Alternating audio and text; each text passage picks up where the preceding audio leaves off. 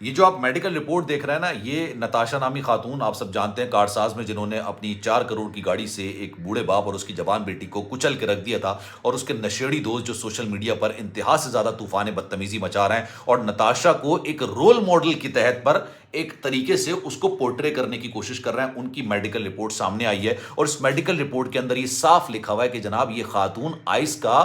بے پناہ نشہ کرتی ہیں، اور جب ان کے ساتھ حادثہ پیش آیا اس وقت بھی یہ نشے کی حالت میں تھی۔ دوسری سب سے بڑی بات، ان پر ایک اور مقدمہ درج کر لیا گیا ہے، اس مقدمے کی کاپی بھی اس وقت آپ اسکرین پر دیکھ رہے ہوں گے، یہ ایف آئی آر ہے، لیکن یہ مقدمہ،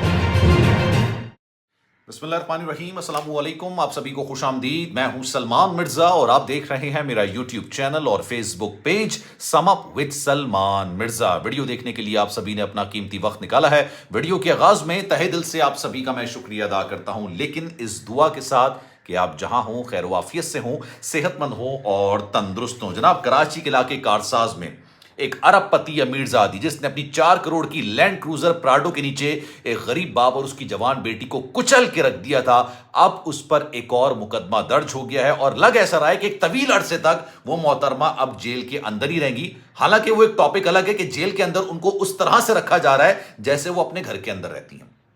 ان کو وہ سہولیات پرووائڈ کی جا رہی ہیں جو کہ ان کو گھر میں پرووائڈ کی جاتی ہیں۔ ایک عام انسان جس طرح سے جیل کے اندر رہتا ہے اس طرح سے ان کو نہیں رکھا گیا ہے۔ اس کی وجہ یہ ہے کہ پیسے کی گرمی بہت ہے، طاقت کا نشہ بہت ہے، اہم عہدوں پر ان کے ابا ہیں یا شوہر ہیں، وہ سب تمام لوگ اہم عہدوں پر فائز ہیں، بڑے بڑے بزنس مین ہیں، تو پیسے کی طاقت کا برملا اظہار کیا جا رہا ہے۔ لیکن اس کے باوجود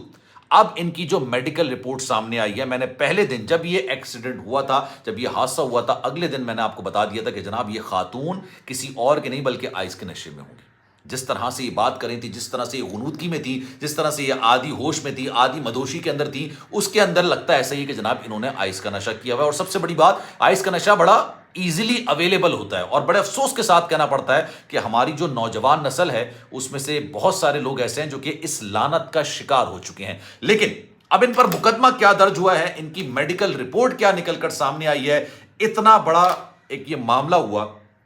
کہ جناب انہوں نے ایک غریب باپ جو پاپڑ فروش تھا، اور میں یہ کوئی ڈسرسپیکٹ کے لیے نہیں کہہ رہا، ایک بندے نے مجھے بولا، ایک فیملی تھی بلکہ، انہوں نے کہا کہ آپ اس طرح سے نہ کہا کریں کہ جناب یہ پاپڑ فروش تھے۔ بھائی یہ کوئی بھی آپ کام کریں آپ کو اس پر فخر ہونا چاہیے، کیونکہ آپ اپنے بچوں کے لیے رزق حلال کما رہے ہیں، تو آپ کو فخر ہونا چاہیے۔ مجھے فخر ہے کہ جناب وہ شخص جو ہے وہ پاپڑ فروش اگر کر رہا تھا تو وہ اپنی بیٹی کو اس قابل اس نے کیا کہ آج وہ ایک اچھی جگہ پر جاب کر رہی تھی، تو یہ اس بات کو نہ لیا کریں۔ ابھی میں آپ کو پوری ڈیٹیل بتاتا ہوں کہ ان کے ساتھ ایگزیکٹلی ہونے کیا جا رہا ہے۔ اب ان کی ایک ایف آئی آر درج ہو گئی ہے، اب سنیے معاملہ ہوا کیا ہے۔ ملزم نتاشا کے خلاف یہ مقدمہ ایف آئی آر نمبر 242/2024 کے تحت درج کیا گیا ہے۔ مقدمے میں ملزم نتاشا کے خلاف منشیات کی دفعہ 11 عائد کی گئی ہے، امتناع منشیات کہتے ہیں اس کو نا، اور F I R sub inspector Rehan Khan کی مدعیت میں درج کی گئی ہے۔ مقدمے میں بتایا گیا ہے کہ حادثے کے وقت ملزمہ نشے کی عالم میں تھی۔ ملزمہ نتاشا کے نشے کی تصدیق میڈیکل کے ذریعے کرائی گئی۔ ملزم نتاشا کے خون اور پیشاب کے نمونے لیبارٹری ٹیسٹ کے لیے بھیجے گئے تھے، اور خون کے ٹیسٹ میں تو کوئی ایسی چیز نہیں آئی، لیکن جو یورین ٹیسٹ تھا اس میں میتھامفیٹامائن نامی منشیات، جس کو آئس کہا جاتا ہے، اس کے ذرات پائے گئے ہیں، اور اس کے بعد ان پر ایک اور مقدمہ درج کر لیا گیا۔ پہلا مقدمہ کیا تھا؟ پہلا مقدمہ یہ تھا،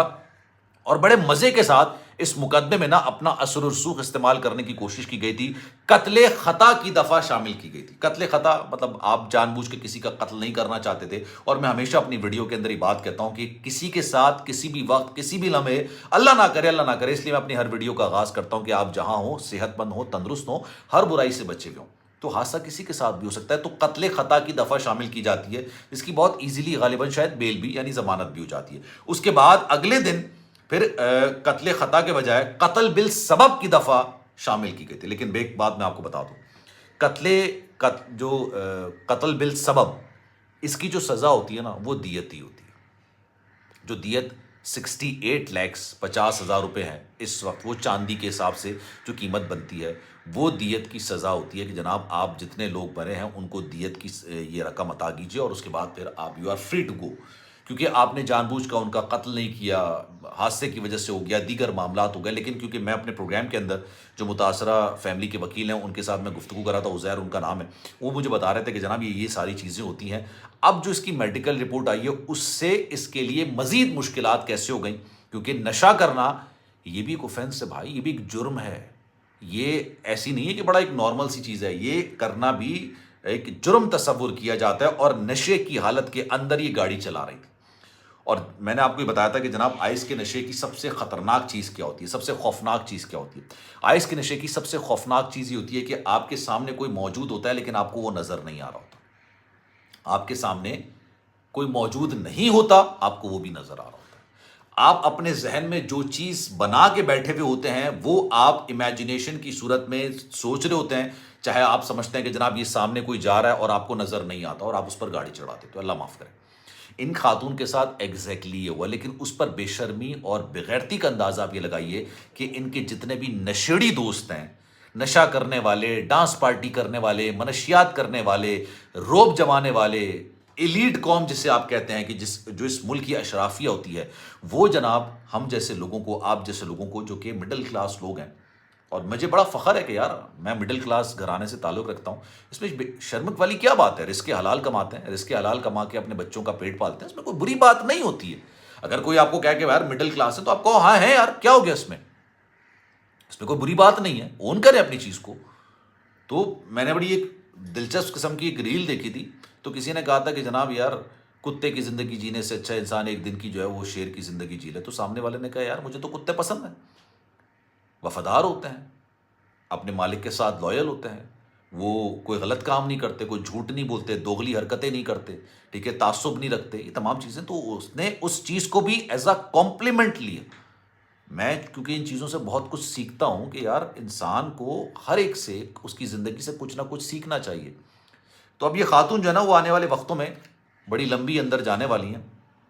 بڑی کوشش کی گئی، بڑے پیسے کا روب استعمال کیا گیا، طاقت کا نشہ استعمال کیا گیا، لیکن اس کے باوجود بھائی جو الٹیمیٹ پاور ہے نا وہ صرف اللہ کی ہے. اللہ کی طاقت سب سے بڑی ہے. اور اگر جو کہتے ہیں نا کہ اگر رزق اللہ نے انسانوں کے ہاتھ میں رکھ دیا ہوتا تو یہاں پر 99% لوگ جو ہے نا وہ بھوکے مر رہے ہوتے ہیں. تو اس لیے رزق اور موت اور زندگی یہ اللہ نے اپنے ہاتھ میں رکھی ہوئی ہے، اپنے ہاتھ میں. اور کبھی اس چیز سے نہ ڈرا کریں، کیونکہ رزق انسان کا پیچھا اتنی تیزی سے کرتا ہے جتنی تیزی سے تو موت بھی نہیں کرتی انسان کا پیچھا. خیر، اس بارے میں آپ کی رائے کیا ہے؟ میں چاہوں گا کہ کامنٹ سیکشن میں اپنی رائے کا اظہار ضرور کیجیے گا. سلمان مرزا کو دیجیے اجازت. زندگی رہی، صحت رہی، آپ کی دعائیں رہیں تو انشاءاللہ پھر ملاقات ہوگی. خیال رکھیے گا. اللہ حافظ.